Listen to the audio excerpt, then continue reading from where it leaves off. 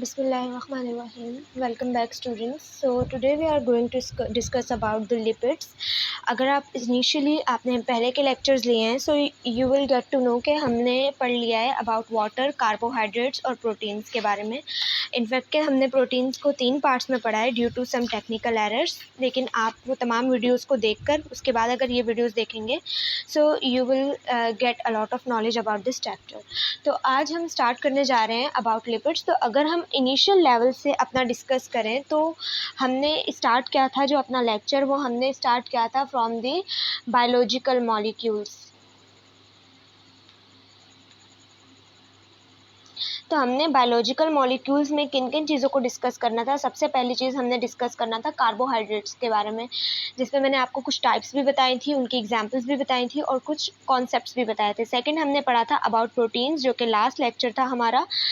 वो भी होप्स हो कि आपने ले लिया होगा. आज हम डिस्कस करने जा रहे हैं अबाउट लिपिड्स. तो आपको अगर याद हो तो हमने ये लेक्चर स्टार्ट किया था about monomers and the polymers के बारे में. तो हमें पता है कि कार्बोहाइड्रेट का मोनोमर क्या था, मेरे पास मोनोसेक्राइड्स. प्रोटीन का मोनोमर मेरे पास क्या था, मेरे पास अमाइनो एसिड. इसी तरह लिपिड्स का जो मोनोमर होता है ये मेरे पास है फैटी एसिड्स. ठीक है, जब बहुत सारे फैटी एसिड्स आपस में मिलते हैं तो मेरे पास क्या बनता है, एक लिपिड बनता है. ठीक है, लिपिड्स में हमारे पास क्या क्या आ जाता है, लिपिड्स में हमारे पास आता है फैट्स एंड ऑयल्स आ रहे होते हैं. ठीक है, lipids is all about the fats and oils. तो इस चैप्टर में हम जो जो चीज़ें डिस्कस करेंगे वो मैं आपको पहले थोड़ा सा आइडिया दे देती हूँ कि सबसे पहली चीज़ है कि व्हाट आर लिपिड्स. ठीक है, लिपिड्स क्या है, अगेन वही चीज़. लिपिड्स हमारे पास एक ऐसा कंपाउंड है जिसमें मेरे पास कार्बन भी है, जिसमें मेरे पास ऑक्सीजन भी है एंड जिसमें मेरे पास हाइड्रोजन भी है. लेकिन हमारे पास जो कंटेंट ऑफ ऑक्सीजन है वो मच लेस देन है कार्बोहाइड्रेट से.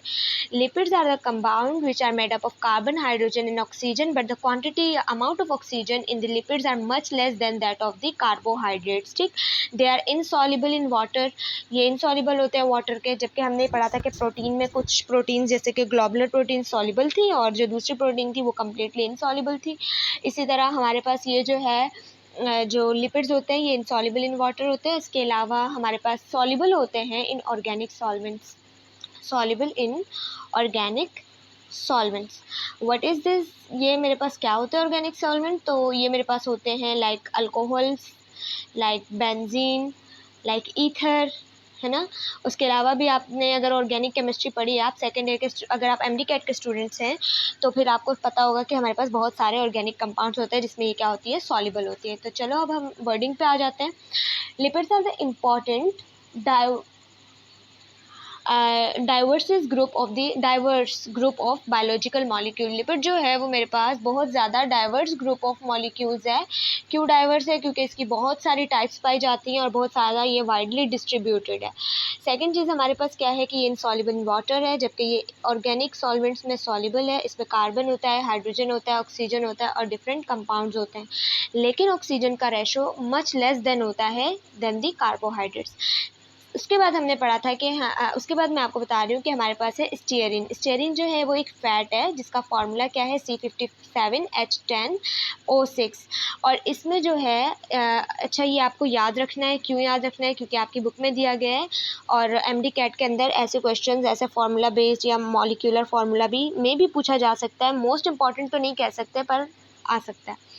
उसके बाद हमारे पास है कि एक बात लिखी हुई है जो कि आपके लिए बहुत इंपॉर्टेंट है समझना. आपकी बुक वालों ने तो बड़ा इजीली लिख दिया है कि देखो, अगर मेरे पास एग्जाम्पल कार्बोहाइड्रेट जो है ना वो मेरे पास दे रहा है 7.3 किलो कैलोरी पर मोल की एनर्जी, तो प्रोटीन भी उतना ही अमाउंट में एक मोल का, एग्जाम्पल दे रही हूँ मैं, 3 किलो कैलोरी पर मोल देगा. लेकिन जो लिपिड होता है वो 14.6 देगा.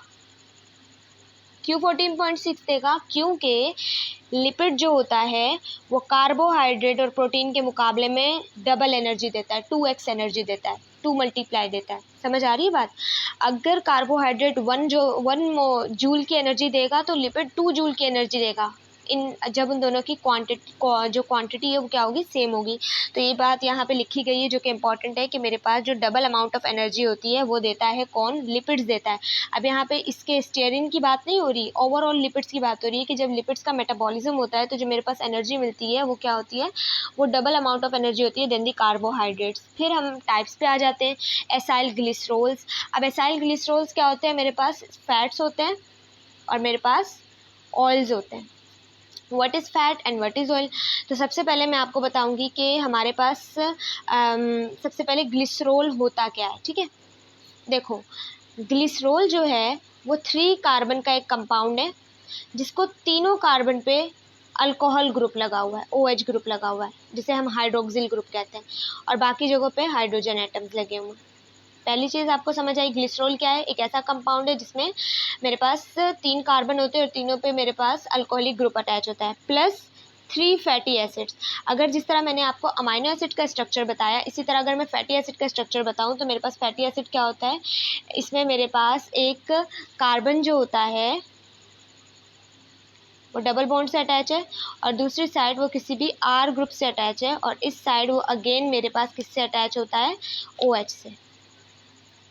तो जो मेरे पास फैटी एसिड होता है वो कैसे बनता है, मेरे पास एक कार्बन बॉन्ड जो है, कार्बन एटम जो है वो डबल बॉन्ड विद ऑक्सीजन बनाता है। एक तरफ से मेरे पास अल्काइल रेडिकल के साथ अटैच होता है और फिर एक तरफ मेरे पास होता है OH। अब आपके माइंड में आएगा व्हाट इज़ अल्काइल रेडिकल। तो अल्काइल रेडिकल जो होता है ये कार्बन की चेन होती है, ठीक है, कार्बन की चेन होती है।